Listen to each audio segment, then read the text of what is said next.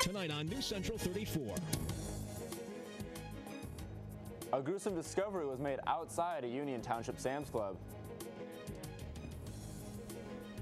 And there may be changes coming to 127 south of Isabella County.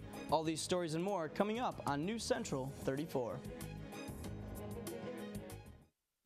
Live from Mount Pleasant's own, this is News Central 34 at 5.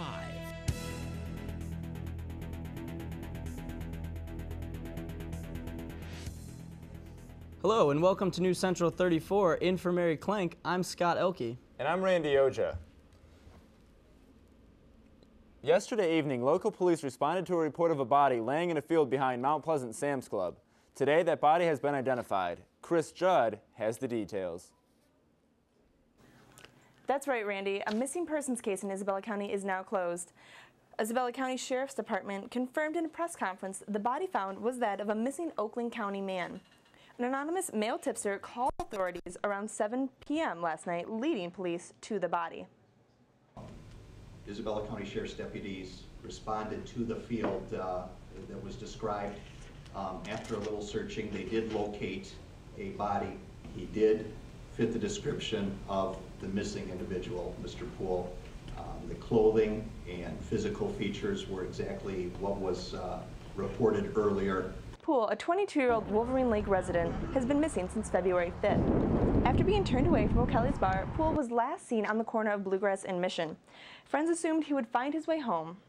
When he didn't show, he was reported missing, and Mount Pleasant police began search efforts, which included the area his body was later found in. We had aviation, so we looked at it from the air. He was not spotted. We had a spotter, in the state police helicopter. We had patrols directed in that area. We recognized that time was working against us. Unfortunately, the weather has played a large role in hindering search efforts. The area has been covered in snow, which has since melted. Chris Judd reporting for News Central 34. The stretch of highway known as Old 127 might soon see a speed increase. Drivers along the 16 miles of US 127 from Ithaca to St. John's are likely to see speed limits bumped up to 65 miles per hour, a 10 mile per hour increase. But the decision hasn't been finalized yet.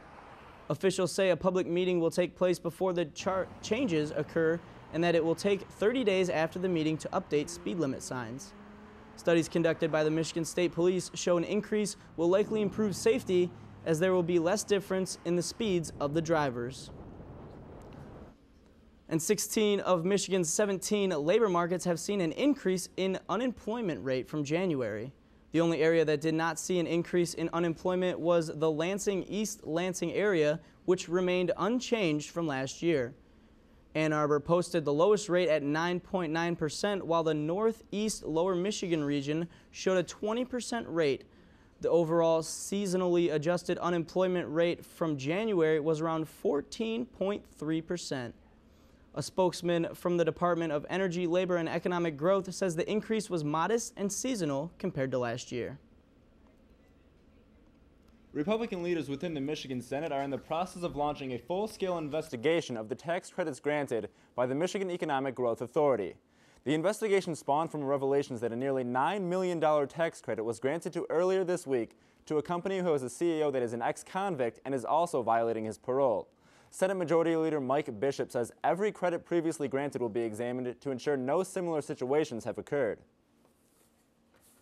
A Grand Rapids man is under investigation tonight after attempting to solicit sex from a minor. Police say 27-year-old Brett Maluli believed he was talking to a 14-year-old girl. However, investigators say he was actually chatting with the Attorney General's office and volunteers from the online safety organization Perverted Justice. Maluli has been charged with using the internet to accost the child for immoral purposes and using the internet to disseminate sexually explicit material. If found guilty, Maluli could face 10 years in jail. A train smashed into a car in Menominee County located in the Upper Peninsula. The crash killed the driver of the car. State police say 62-year-old David Jusila's car was struck by a passing train.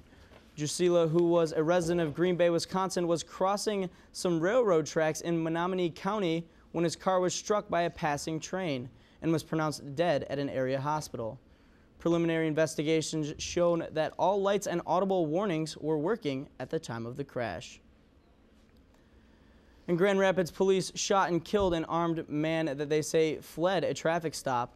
The incident happened yesterday afternoon after Gabriel Hood was pulled over by police. When officers learned he didn't have a license, police say Hood took off on foot. Police then say during the pursuit, Hood aimed a weapon at them and was shot. He died at the hospital. The officer is on administrative leave pending an investigation. A pair of big butts at the Detroit-Windsor border has stopped hundreds of thousands of dollars from drugs entering the United States. Canadian Border Patrol seized 16 bags of marijuana from a U.S. citizen claiming to have spent the night at a Windsor casino. The pot had a street value of $50,000. Less than a week later, a canine team sniffed out a box containing almost 21,000 ecstasy pills. The drugs and suspects were turned over to federal investigators. That's all we have tonight for News Central 34. I'm Scott Elke. And I'm Randy Oja. Thanks for watching and have a great weekend.